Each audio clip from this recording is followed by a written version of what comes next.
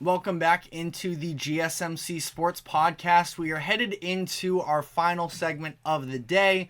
Going to be recapping the rest of the action from last night. Actually got a great night in the NBA last year. It can be a little sporadic during this time with, I feel like, the weight of all of these March Madness games being so heavy and meaning just about everything to these teams. And then tuning into the NBA where a lot of these teams are sort of semi-checked out based off of where they are in the standings. But last night, tons of exciting action. And I want to start in Denver where we saw Victor Wembanyama face off against Nikola Jokic. Already you can make an argument for two of the three best centers in the league. A little tough there. I mean, it depends on where you want to rank Wemby. I find it hard to put him outside the top five, and that's probably being a little bit underrating of him. But I think you can make a couple arguments for the likes of Bam Adebayo and Domantas Sabonis, but that's definitely not what I'm going to dive into right now because I know how much everyone loves Wemby, including myself, and I don't want to, sort of sour this incredible night with some stupid debate about ranking centers. But both of these players really filling up the stat sheet in this one. Nikola Jokic comes out with the win here for the Nuggets. He finishes with 42 points, 16 rebounds, and 6 assists. He also added a couple blocks, one of them, at least one of which, on Wemby. Wemby, on the other end, especially speaking of blocks, he finishes with 23 points, 15 rebounds, 8 assists, and 9 blocks. Ridiculous stuff here. I did have some people reach out to me about the potential of Defensive Player of the Year. That's also a debate, actually, as I'm saying this out loud. I don't know if I really want to dive into all of that just at the moment, but this was an incredible matchup between the two of them. We saw, ultimately the fact, and I guess diving into that Defensive Player of the Year argument a little bit, Jokic, on a lot of these instances, he was able to move Wembanyama in the post on a handful of these instances and push him around some. But Wemby, with the length that he has, he's just able to recover to a certain level that other players can't when they get moved out of their spot. And he's just able to do a terrific job of contesting shots despite where his feet may be on the ground. He can just cover so much area with his length that it is really something to see. And this seemed like a game, it was never a blowout necessarily, but the Nuggets were handedly controlling this one a lot of the way throughout. They were up by 11 in the fourth quarter with about 7 minutes left, and the Spurs ended up going on a 12-0 run to even take the lead back from the Nuggets. And again, in these moments, you sort of look at the way it played out. It was Jokic down the stretch. Now, they were without Jamal Murray once again, which I feel like as we've seen this stretch, the Nuggets are now 3-1 in these past few games without Jamal Murray, but the level of offensive creation is definitely not there as much as we've seen in the past, and that's why we see Jokic shoot 32 times in a game, which we rarely see. We obviously know if he wanted to, he could be probably a 40 points per game scorer, but he much prefers to be more of a facilitator and to help run a more balanced offense. Didn't really seem like he had that possibility quite as much last night. Aaron Gordon was very efficient as well. Again, you always have that game between for an opposing team, if they don't necessarily have the size to match up, and outside of Wemby, the Spurs really don't. That baseline game where the Jokic can post up whoever the opposing team's big man is, and Aaron Gordon can sort of find his way into different areas that make him a dangerous lob threat, or just anywhere around the baseline being an impactful player. Majority of his points coming in the paint in this game, but did knock down a couple threes as well. But down the stretch, I think the one thing that we're just sort of waiting on for Wemby is a little bit, at least on offense, the clutch gene. And we saw him have 2 big blocks down the stretch, one against Jokic, one against Reggie Jackson. But his effective field goal percentage is not necessarily there in these clutch minutes. Headed into last night, I can probably pull it up as we speak now, but I know at least headed into last night, Wemby was shooting under 18% from 3 when it comes to clutch minutes. And, it's fine. Yeah, he's shooting 37.7% from the field, 16% from 3. So that part of his game hasn't necessarily clicked just yet for whatever reason it is. He has to do, some of the usage numbers with him are ridiculous. He's asked to do an incredible amount through the entirety of the game that he plays that maybe he just doesn't necessarily have the legs under him in the same way. And it's not like the Spurs are dialing up these nuanced plays that get him superior looks. It's a lot of the time him just sort of having to jack up shots and maybe not having, especially in a game like last night where he didn't have Devin Vassell with him, not really having that secondary creator to even be as much of a threat. But Wemby was 2 of 29 in this game, 9 of 29 in this game, 2 of 11 from 3. So again, not his most efficient game necessarily, but still was a ton of fun to watch. Definitely, if you haven't already, check out the highlights because there were some very highs throughout. That was a ton of fun to watch.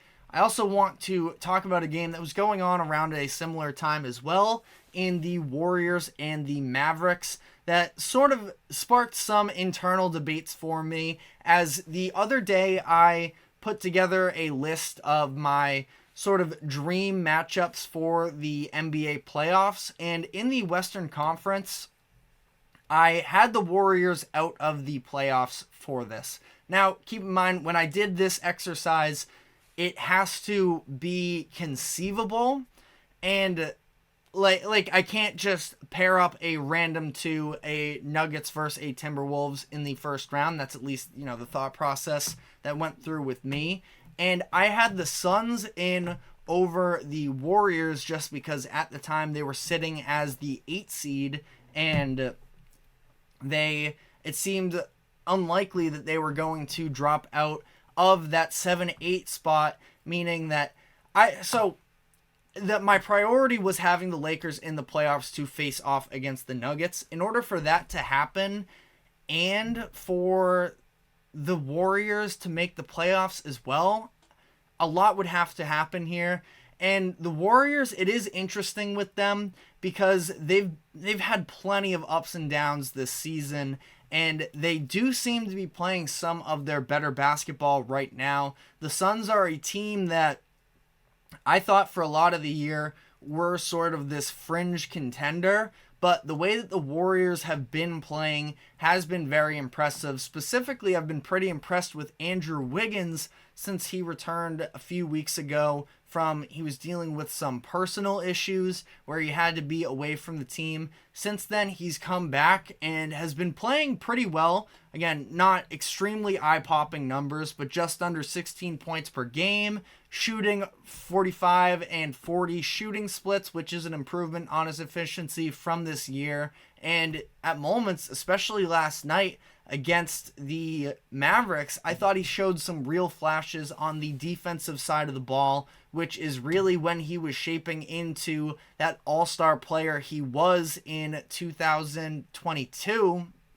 It was because he was able to play such lockdown defense, and he's been very disappointing for the Warriors this season. But again, you can see, especially just because it really was not all that long ago, that he was an all-star caliber player playing that level of two-way game. He could potentially be a difference maker in a playoff series should the Warriors get to that point. And not just that, but last night he was the leading scorer for the Warriors in this game with 23 points on 8 of 16 shooting. And I don't know, I feel like the Warriors are incredibly difficult to evaluate in total. And making a dream playoffs, I guess you probably would rather have them in than the Suns. But at the same time, there have been so many points during the season where I've looked at the Warriors and said, yeah, there's no chance they could win a playoff series singular versus actually going on a run here. But it is super interesting to see how this is going to play out. But we did just get a comment from Kirito talking about USC fired their coach and Bronny James is in the transfer portal. So I at least touched on this last night when I recorded a short about it. From what I've seen, it isn't 100% confirmed there. LeBron James was asked about this during his press conference after his game against the Raptors last night. And he gave a quote talking about how this is a decision for Bronny that is going to be difficult to make, and he's going to have to sort of evaluate the situation as a whole. I think that it would make a lot of sense if Bronny, it sounds like if he's going to be transferring, that means that he would not be entering the NBA draft, which I do feel like is beneficial for his long-term career. The pieces are there with Bronny. If you look at, maybe he doesn't have the size of his dad just yet. He has the genes that it's very possible he could grow into it. And he has all of the skill necessarily. Some of the instinctual stuff is just, he lacks a little bit of conviction, but he does have real potential in my eyes. Kirito says going to a Sun Belt or Conference USA team, Ivy League as well. I don't know. It's going to be interesting to see with him. I don't necessarily have a team that jumps out specifically as to where he should go. It makes sense, I think, from him to move on from USC. They are going to be doing a little bit of retooling. They have a lot of seniors graduating this year. Their recruiting class is probably going to be all kinds of different now, and Isaiah Collier is going to make the jump to the NBA. I don't know. I'm trying to think of a school that really stands out to me here. I feel like he probably finds his way to a Power 6 school, sort of a little bit counteracting, and I have zero evidence to really go off of in terms of Bronny and where he is headed. I feel like a powered school would be probably the direction he goes, but also at the same time, if he goes to a mid-major, I feel like there was a situation where, he came into this past season with a heart condition. He didn't get the full training camp. Then he was coming in, like I said, a lot of seniors, especially at the guard position, where if he ended up going to a mid-major school, he could probably be a little bit more of a centerpiece and, again, develop just that conviction, because that's what I thought it was. I thought especially early in the year, he just didn't look fully comfortable making the decisions with the ball in his hand, but I also feel like he does have the skill for it. A very good three-point shooter, a fine ball handling, and I'm curious where he could end up as well. I don't have the answers necessarily, but is something that I'm definitely going to be keeping my eye on, because I watched a lot of USC games that I probably wouldn't have even when Collier went down with an injury, just because I was curious in Bronny. And that was a bad USC team for a lot of the year. Sort of started to get their act together towards the final stretch of the season. But honestly, I don't have any great answers for you, but that's something that I will sort of look into more and try and come away with a more definitive take for you. Last thing from the NBA last night that I guess I want to highlight. Again, there were a lot of good games, and we do have to wrap up here, but I guess briefly here on the Bucks and Wizards game, the Bucks ended up losing last night to the Wizards. Now, they were without Damian Lillard. Patrick Beverley left the game as well with an injury that I don't believe he returned from. He wasn't playing the crunch time minutes, so I don't believe so. Pat Connaughton was getting a lot of those. So losing your top two guards is obviously not ideal. It's not an overreaction game for me like any of these regular season games really have been, but some tough defense being played in this one. And by tough defense for the Bucks, I mean it was tough because they weren't playing defense. And the Wizards ended up putting up 117. How about Jared Butler coming off of the bench for the Wizards in this one and dropping 17 points? I thought he was a very nice piece here, was operating a lot of pick and rolls and was showing some flashes there, just something that stood out to me. Giannis tried to just fully take over this game and will the Bucks to victory. They got it within 4, I believe, late in that fourth quarter, but ultimately weren't able to fully overcome it. Giannis scored 35 points and added a triple-double in the performance. And then finally, just very briefly here, the Knicks and Heat played last night. The Knicks ended up losing their third straight game. They're still dealing with a lot of injuries. Really want to see their full team actually come back healthy, because I do believe they could be an incredibly tough out for any team if they have everybody, but we still don't know really what the status of Julius Randle is. OG Anunoby should be returning soon, but he's only played 17 games with the Knicks up to this point. So the level of, and honestly, OG is somebody who is pretty plug and play in most situations, where he's a 3-and-D guy. He can guard just about anywhere, anyone, any position, and he just stands in the corner and fires away from 3 that could be a big deal for any team, really, that they're facing up against. But the Heat win this game, and they do so, of course, with some smothering defense. I thought that Caleb Martin had some unbelievable moments of just, taking it to these opposing guards. He had a couple good ones against Jalen Brunson and Bam, and on the back end being able to hold down the paint. But Terry Rozier, who had a very slow start to his Miami tenure, is really shaping into his own now. Last night he scores 34 points, 10 of 15 from the field, 8 of 11 from 3, and the two-man game that he's developing with Bam is scary. I know that a lot of people have already sort of turned the page on Miami, but that's a team that if I were a playoff team, I would not want to face. I just really want no business with them. They are still dangerous. I know that how bad their offense has been during the regular season, but they're a top 5 defense. During the month of March, they were a top 4 defense, and I do believe that if they can get some key contributions from some of the surrounding pieces, such as Terry Rozier, still not sure when they're getting Tyler Hero back, but if they do, their offense can go to another level, and I wouldn't be shocked by any means if they end up going on another run here.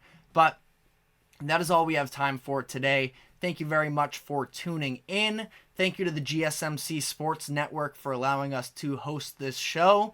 Just a reminder to like, follow, subscribe wherever you keep up with us. Help this channel grow. Check out our videos on social. And we will be back here, same time as always, 2 o'clock Eastern. We will see you then.